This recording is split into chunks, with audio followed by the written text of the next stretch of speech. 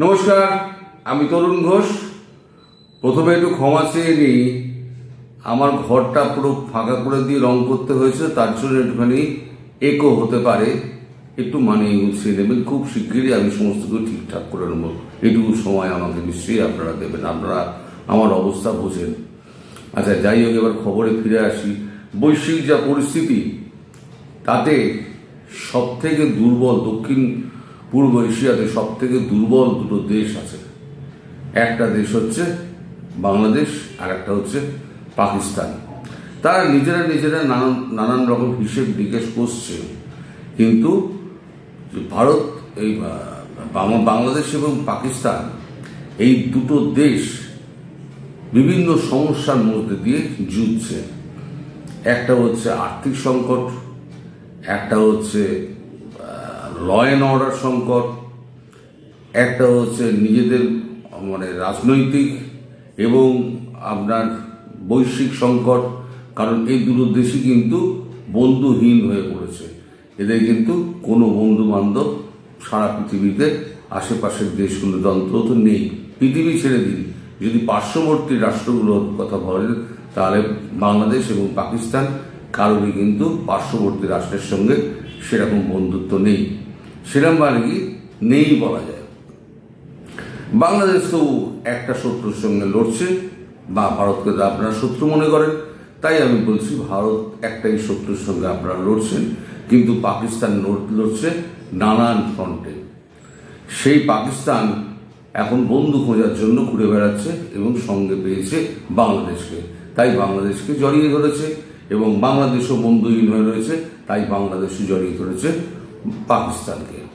ফলে বিছড়ে গয়ে দুই ভাই মেলে মে ফির মিল গয়ে, তো একে অপরের গলা জোড়াজড়ি করে খুব চুম্বন হচ্ছে এখন। কিন্তু এই চুম্বনের পরিণতি যে খুব ভালো হবে তার কোনো নিদর্শন কিন্তু খুঁজে পাওয়া যাচ্ছে না। প্রথমে আসি বাংলাদেশের কথা। বাংলাদেশের শত্রু তো এক নম্বর ভারত। ভারত তো হাত ফুটিয়ে বসে আছে, যে কোনো দিন একেবারে ভারতবর্ষে নরেন্দ্র মোদী তিনি একেবারে বাংলাদেশকে আক্রমণ করে বসবেন, যে কোনো দিন।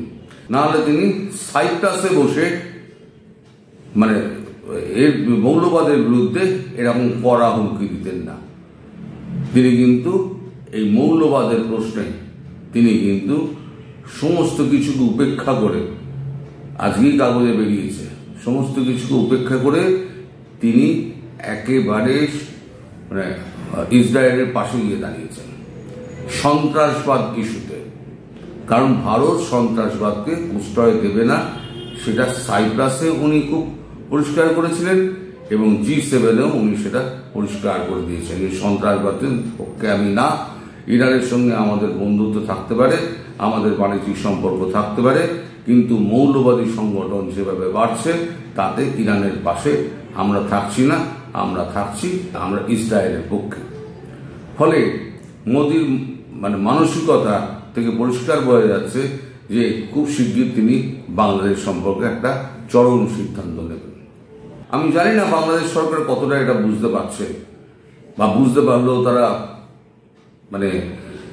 পাত্তা দিচ্ছে না কি সেটা আমি জানি না, বলতে পারবো না। তবে বাংলাদেশের আকাশের যে গভীর সংকট, সেটা কিন্তু ক্রমশ ঘনীভূত হচ্ছে। বৈশ্বিক পরিস্থিতি যেভাবে ঘুরছে, চারদিকে কিন্তু যুদ্ধের দামামা। এই যুদ্ধ বড় ছোঁয়াচে লোক, জানেন তো। যুদ্ধ যদি একটা লাগে না, পার্শ্ববর্তী দেশগুলো সব পরপর জড়িয়ে যায়। এই যে ইরান জড়িয়ে গেল, ইরানের পরে কিন্তু মারটা পড়বে পাকিস্তানের ওপরে। আগে বাংলাদেশটা শেষ করে নিই। বাংলাদেশের সরকার তারা নানানভাবে গদি রক্ষা করার চেষ্টা করে যাচ্ছে, নানান কিছু করে যাচ্ছে। আদৌ গদি রক্ষা হবে কিনা সেটা কিন্তু একটা বড় প্রশ্ন। গদি রক্ষা করার আগে এই বছরের মধ্যে ইউনূসকে তো ভাগতে হবেই, যে কোনো দিন। সেটা কবে আমি বলতে পারবো না, কিন্তু ইউনূসকে ভাগতে হবেই। এটা একেবারে দেয়াল লিখন হয়ে গিয়েছে, যা চারদিকে শোনা যাচ্ছে। অর্থনৈতিক দিকগুলো দিয়ে দেখুন, অর্থনৈতিক সংকট কিন্তু ক্রমশ বাড়ছে বাংলাদেশের। জিডিপির হাল ক্রমশ নামছে, শিল্পে মন্দা, আমদানি ক্রমশ কমছে, জ্বালানি সংকট, ব্যয়বহুল একটা সরকার হয়ে গিয়েছে, মাথাভারী সরকার যাকে বলে, খাদ্য সংকট দেখা দিচ্ছে। আর ভারত তো শত্রু দেশ, কিছু না বললেও ধীরে ধীরে ধীরে ধীরে কিন্তু খাদ্য পণ্য সরবরাহ কিন্তু বন্ধ করছে। এবার আপনারা এখন ভারতের কাছে চাল চেয়ে পাঠিয়েছেন, চাল রপ্তানি এত কমিয়ে দিয়েছে, এখন চাল চেয়ে পাঠিয়েছেন। আমি বলতে পারবো না সেই চাল গিয়ে পৌঁছাবে কি পৌঁছাবে না, তবে ভারতের যা মনোভাব তাতে কিন্তু ধীরে ধীরে এই খাদ্য পণ্যের ওপরে কিন্তু চাবি আঁটা শুরু করছে, ধীরে ধীরে করবে। তারপরে জল বন্ধ করবে, মানে গলা টিপে মারা যাকে বলে, পিষে পিষে মারা, তাই হানিতে পিষে মারার মতো মারছে। পাকিস্তানের অবস্থা কিন্তু খুব খারাপ। পাকিস্তানের অবস্থা অনেকটা ওই যে ফাটা বাসে বুঝলেন না তো, বুঝে নিন আপনারা দর্শক, ওই আটকানোর মতো আটকিয়ে গিয়েছে এখন ফাটা বাসে। পাকিস্তান কি করেছে, পাকিস্তান অতি চালাক, আর অতি চালাকের গলাতেই তো দড়ি পড়ে। এখন আর দেখবেন না পাকিস্তান কখনো নিউক্লিয়ার বোমের কথা বলে, নিউক্লিয়ার বোম পাও পাও কা বোম মার দেঙ্গে আর এখন বলে না, কারণ বোমা যা ছিল সমস্ত ধ্বংস করে দিয়েছে। আর পাকিস্তান তো অতি চালাক, পাকিস্তান বলেছিল, হুঙ্কার দিয়েছিল যে যদি ইরানের ওপরে কোনো রকম ইসরায়েল হামলা করে তাহলে পরে আমরা পরমাণু অস্ত্র ব্যবহার করব। এখন সেটা ইরান কি করে, ইরানের এক মন্ত্রী সেটা ফাঁস করে দিয়েছে, সেটা ফাঁস করে ইরান একদম বিবৃতি দিয়ে দিয়েছে। পাকিস্তান বলেছে যে পরমাণু অস্ত্র আমাদের হয়ে ব্যবহার করবে, আমাদের হাতে নেই তো কি আছে, আমাদের মুসলিম কান্ট্রি, মুসলিম দোস্ত পাকিস্তান আমাদের হয়ে পরমাণু অস্ত্র ব্যবহার করবে।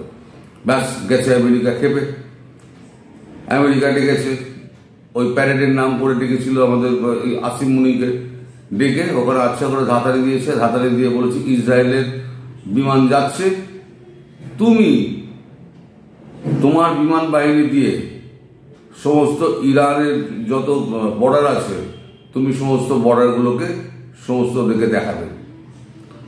এই দেখুন ছবি, ইরানের ইসরায়েলের প্লেন তাকে এসকর্ট করছে পাকিস্তান সেনাবাহিনীর বিমান, ছাড় হচ্ছে এরকম। এবার পাকিস্তানের এই পাল্টি খাওয়া দেখে ইরান গেছে খেপে। ইরান বলছে যে আমি এবার একেবারে মুখ ঘুরিয়ে দেবো, মিসাইলের মুখ ঘুরিয়ে দেবো পাকিস্তানের দিকে। তার মানে পাকিস্তান যদি ইসরায়েলকে সাহায্য করে তাহলে ইরানের হাতে মার খাবে, আর যদি ইরানের হয়ে সাহায্য করে তাহলে ইসরায়েলের হাতে মার খাবে। এবার চয়েস ইজ ইয়োর্স। এবারে হয়েছে কি, ভেতরে তো গন্ডগোল, ওদিকে বিএলএ ঠুকছে, তারপর মজিদ ব্রিগেড ঠুকছে, আপনার কি বলে পশতুনরা ঠুকছে, টিটিপি ঠুকছে, ভারত তো ঠুকে তো অর্ধেক শেষ করে দিয়েছে। এখন আকাশপথে এডি সিস্টেম তো কিছু নেই, যে পারে এখন বাংলাদেশ মনে করে আমি 4টে বিমান নিয়ে গিয়ে আমি পাকিস্তানকে ধ্বংস করে দিয়ে আসবো, যখন তখন বাংলাদেশ পারে।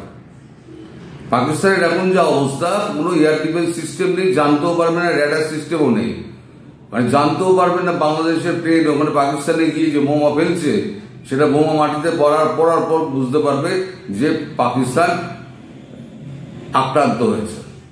কার হাতে? না বাংলাদেশের হাতে। এই হচ্ছে বর্তমান পরিস্থিতি। একটা উপমা দিলাম, যদি চায় বাংলাদেশও পাকিস্তান আক্রমণ করে দিতে পারে, 71-এর প্রতিশোধ নিতে চায়। পাকিস্তানের এতটাই খারাপ অবস্থা। সুতরাং যেরকম বিপদে বাংলাদেশ রয়েছে সেরকম বিপদে কিন্তু পাকিস্তানও রয়েছে। মানে এই দুই বিপদ থেকে দুজনেই পরিত্রাণ পাওয়ার জন্য বন্ধু খুঁজছে। ইউনূসও বন্ধু খুঁজছে, শাহবাজ শরীফও বন্ধু খুঁজছে, বগলমে আসিম মুনির বন্ধু খুঁজছে। কারণ আমেরিকা কারোর বন্ধু নয়। আমেরিকার যদি কাজ না করে তাহলে পাকিস্তানকে আমেরিকা 1 পয়সাও দেবে না।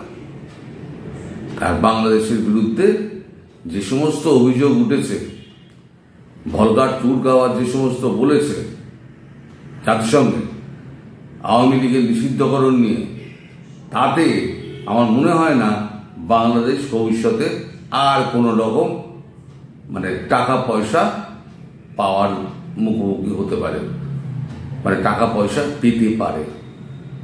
এই সামগ্রিক পরিস্থিতিতে এখন ইউনূস যদি ভারত আক্রমণ নাও করে, যদি হাত মুজরায়, আর্ম টুইস্ট করে, খাবার বন্ধ করে দেয়, জল বন্ধ করে দেয়, তাহলে কিন্তু ইউনূসকে কিন্তু পালাতে হবে। এটা কিন্তু ইউনূসের ভাগ্য লিখন, মানে দেয়াল লিখন হয়ে গিয়েছে, যা খবর পাওয়া যাচ্ছে। তো যাই হোক, আপনাদের সবাইকে অনেক ধন্যবাদ। আপনারা অনেকে আমাকে শুভেচ্ছা জানিয়েছেন আমার ছেলের বিয়ে উপলক্ষে। যদি স্বাভাবিক অবস্থা থাকে তাহলে আমি নিশ্চয়ই নেমন্তন্ন করবো, আপনারা সবাই আসবেন, আমরা একসঙ্গে মিলিত হয়ে খুব আনন্দ করব। কিন্তু আমার মনে হয় না এই সংকটময় মুহূর্তে এত তাড়াতাড়ি বর্ডার খুলে দেবে। ফলে যদি আমি কোনোদিন আপনাদের দেশে যাই তখন আপনাদের সঙ্গে আমার দেখা হবে। আর যদি তার মধ্যে সব স্বাভাবিক হয়ে যায়, যদি টপাটপ দু চারটে ফেলে দেয়, ইউনূস যদি ভেঙে যায়, তাহলে পরে তো শান্তি বিরাজ করবে, তখন দেখা হবে। সবাই ভালো থাকবেন, সুস্থ থাকবেন এবং সাবধানে থাকবেন। নমস্কার।